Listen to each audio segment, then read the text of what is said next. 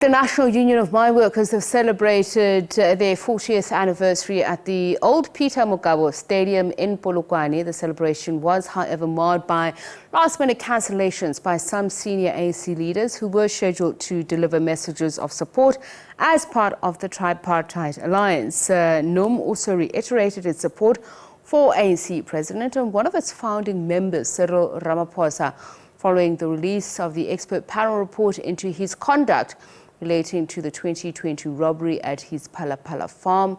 SABC News senior reporter Pimani Baloy and video journalist Gift Khanyaho filed this report. Marking 40 years of existence in style, amid challenges that include job losses, an increase in illegal mining, and the closure of some coal mines in the country. NUM members are hopeful that this milestone will lead to renewed efforts in finding solutions. Hoping that this day that marks NUM turning 40 years, going forward, it brings with it empowerment for our people, our communities, our young ones, and also our women. And these things, this social ills about women being abused, these things really come to an end. Us as young people also, it's still a challenge.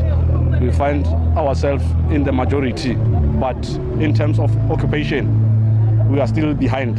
On the ongoing challenges facing the ANC, alliance partner and Labour Federation COSATU has reiterated that it is studying the expert panel report before giving its views, but cautioned the ANC against taking decisions that would divide the nation. Specifically want to come to the current situation of Palapala, the independent report. Our call as COSATU is that we allow the ANC to engage on that matter. We are busy studying the report. We will respond when times allow us, and definitely we will respond on those issues. But we think that the ANC must take this issue seriously, engage it, but not to divide the country, not the ANC to divide the country, because once they take a decision on something that is not going to consolidate the agenda for service delivery, this country is going to be divided.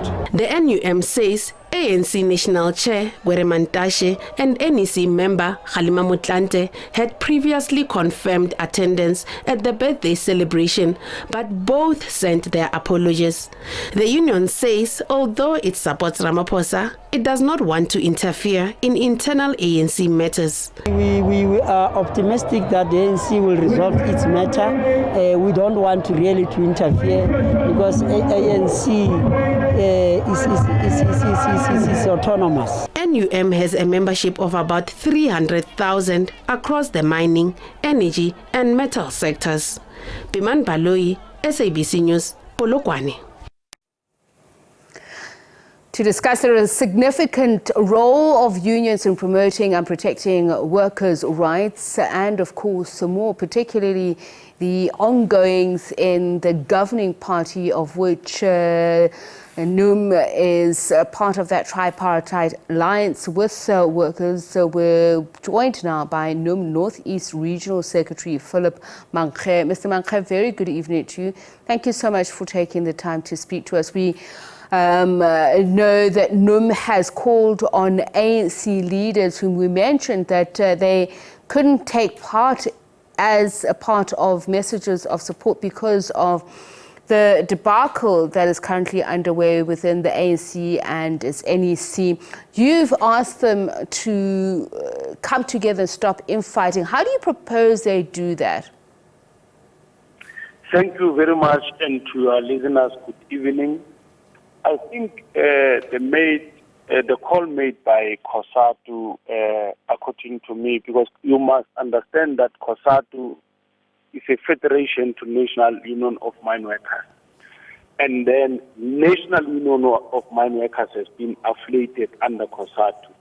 So the call that they've made today, according to NUM, there is nothing wrong because COSATU has applied themselves in this case. And they are cautioning the ANC as a tripartite alliance to say ANC, when they take a decision or when ANC is applying itself, they must be cautious. They must look into other factors that might affect the country and the citizens at large. What is the NUM's view of how the citizens, particularly workers, must take in what is happening at the moment? President Cyril Ramaphosa, who's one of your founding members, the former General Secretary of the National Union of Mine Workers, some would say under siege, others say that he really needs to answer to the allegations of misconduct made against him. What do you say to your members on its 40th anniversary in the National Union of Mine Workers, and actually the kind of leadership that will take the dream forward in terms of our transitional democracy? Look, NUM is a democratic union, and then in the NUM, when we take decisions, we call a meeting that will sit down and take a decision, what is called a collective decision. In this regard, like we are correctly putting it, that NUM has been celebrating 40th anniversary this afternoon. We have been engaging through this particular, in preparation for this 40th anniversary celebrations. So we could not convene an NEC to discuss the issues surrounding Phala and other things. So what we can say now as an athlete of COSATU will rely much for now on what COSATU has been, or on the statement that COSATU has been issued. Until such time, the NUM-NEC will sit down and engage on this matter so that we can have a concrete position on the matter. I just want to maybe talk much about the 40th anniversary celebration. The 40th anniversary celebration that took place this afternoon, we had about 10,000 to 12,000 members who came to celebrate the existence of NUM. You must recall that NUM has been established in 1982 in Caxton, Jubertine Hall. And then immediately after that, NUM started running according to the forebearers.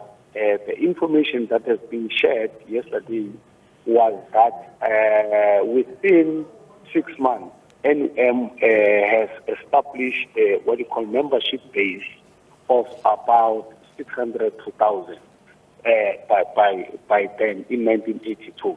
And remember, immediately after its launch by the former General Secretary Cyril Ramaphosa and others, we were also joined by the person who was working close or side by side with Cyril Ramaphosa by the name of Alfred Mphahlele, who shed lots of light with regard to the establishment of NUM and the experiences in the mining and construction and energy sector.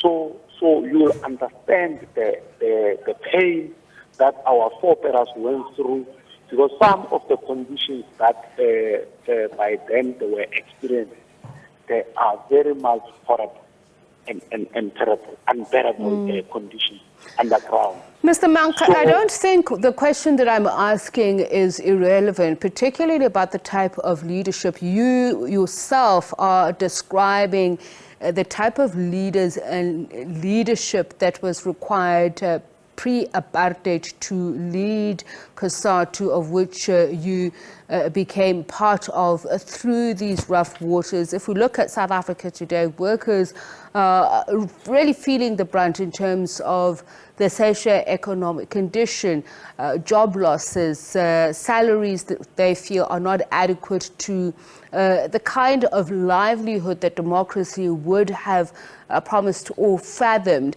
The small-scale mining controversy in this country, it's not just the fact that workers are struggling and the communities that live in those mining communities are too.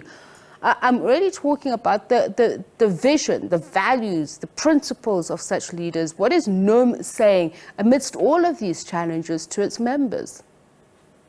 We do acknowledge that there are challenges that are facing communities and workers in particular. The workplace has been transformed as we speak, but not in totality. That is the first step that we need to understand. You must understand that at the workplace, NUM in particular, after its establishment, we fought, number one, for pieces of legislation like the Labour Relations Act. The reason why we're having the Labour Relations Act is because of the very same union, NUM, National Union of Mine Workers. And such, act, give provisions and give workers now an opportunity in terms of Section 22 and Section 23 to enter into collective bargaining to improve conditions of working at the workplace.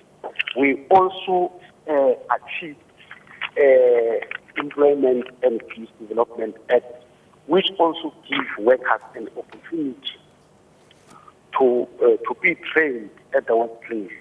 You must understand that mine workers before, some of them could not even be able to write their name. But due to NUM strides that is made, then they started to engage and influence the workplace by introducing Employment Equity and Peace Development Act. So therefore, and then also we fought again through a Lyon Commission that mine and health and safety should be introduced in the underground, in the mining industry, so that workers will have rights in terms of Section 23 to say they must not enter into unsafe working conditions. So those are the achievements that NUM can pride themselves with up to where we are. Regarding the question of communities, yes, we do acknowledge that challenges that we are having in the communities, such as illegal mining. Maybe I must start by saying the illegal mining, the challenge of illegal mining, one is that it's a black market, the country does not benefit anything out of that. Secondly, who is the seller of that particular, who is benefiting out of that particular illegal mining? People who are benefiting out of illegal mining. And the impact out of illegal mining is that those people will mine a raw material, then they transport it raw as it is, and then it goes next to the, next to the beach, and then they ship it to China. And it means this country starts to lose the benefit. And if you look around the country, smelters and plants, majority of them are closed. Why are those smelters closed? It's all right. Because of what I've just explained. We're going to, I'm afraid, have to leave it there. Northeast Regional Secretary Phillip Mankge saying that on its 40th anniversary, the union has some achievements to claim, but there are some challenges as well.